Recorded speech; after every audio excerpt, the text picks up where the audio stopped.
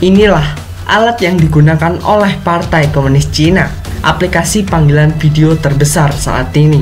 Bisnisnya melonjak sebesar 169% pada kuartal terakhir. Bahkan aktivis China tidak bisa menggunakan aplikasi ini. Ini seperti yang diharapkan Partai Komunis Cina, mengarahkan Zoom untuk menutup akun tersebut dan mengikuti aturan yang telah ditetapkan oleh Partai Komunis Cina. Zoom telah menjadi jaringan sosial dunia. Saat bisnisnya booming, orang-orang pemakai Zoom sekarang turun karena disebut sebagai ketidakbebasan saat berbicara. Perusahaan Zoom menutup akun para aktivis China yang berbasis di Amerika Serikat. Mengapa? Karena mereka berbicara menentang China pada tanggal 31 Mei. Mereka mengadakan acara menggunakan Zoom untuk memperingati peristiwa pembantaian di lapangan Tiananmen. Kelompok ini disebut Kemanusiaan China. Acara ini diikuti oleh lebih dari 250 orang di video call tersebut. Para pembicara ini termasuk ibu-ibu yang anaknya terbunuh di lapangan Tiananmen. Tetapi Partai Komunis Cina menentang diskusi publik seperti itu, sehingga Zoom memblokir akun dan memicu kemarahan. Zoom berada di bawah pengawasan Partai Komunis Cina. Mengapa Zoom menyensor pengguna? Dan atas perintah Partai Komunis Cina, Zoom memberi klarifikasi bahwa harus mematuhi hukum Partai Komunis Cina. Ini adalah contoh sederhana dari Partai Komunis Cina yang mengendalikan narasi baik di dalam negeri maupun di luar negeri. Penyelenggara Tiananmen menyalakan lilin. Hong Kong berpartisipasi dalam pertemuan online. Banyak peserta yang berasal dari Cina. Karena diskusi semacam ini dilarang di Cina dan Hong Kong, Zoom akan menutup akun setelah menerima panggilan dari Beijing.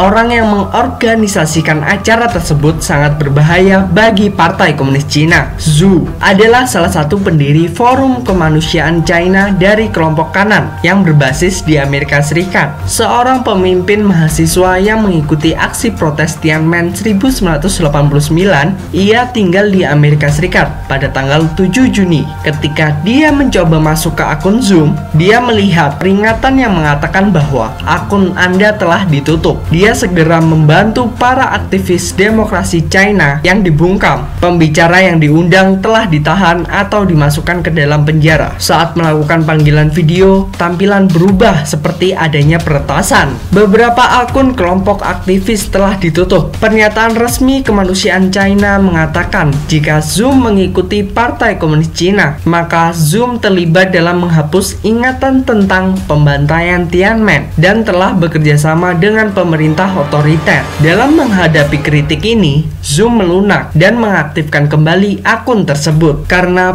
aktivis pro-demokrasi Zoom adalah alat penting untuk menjangkau orang-orang China. Tidak seperti Apple, Google, itu tidak dilarang di Cina. Meskipun begitu, hanya pengguna berbayar yang diizinkan untuk menggunakannya. Partai Komunis Cina menginginkannya seperti ini untuk pengaturan yang lebih mudah. Zoom bergantung pada ekosistem lokal yang tersedia di Cina untuk menjalankan operasinya. Banyak pengembang produk Zoom yang berbasis di Cina, begitu pula servernya, dan end-to-end untuk panggilan gratis. Beberapa panggilan dialihkan melalui server Partai Komunis Cina untuk sementara waktu. Tidak ada keamanan dalam menggunakan Zoom. Tingkat kolusi antara Zoom dan pemerintah Partai Komunis Cina tidak jelas. Namun, dalam memblokir akun ini, Zoom telah memungkinkan dirinya untuk digunakan sebagai alat penindasan oleh Partai Komunis Cina.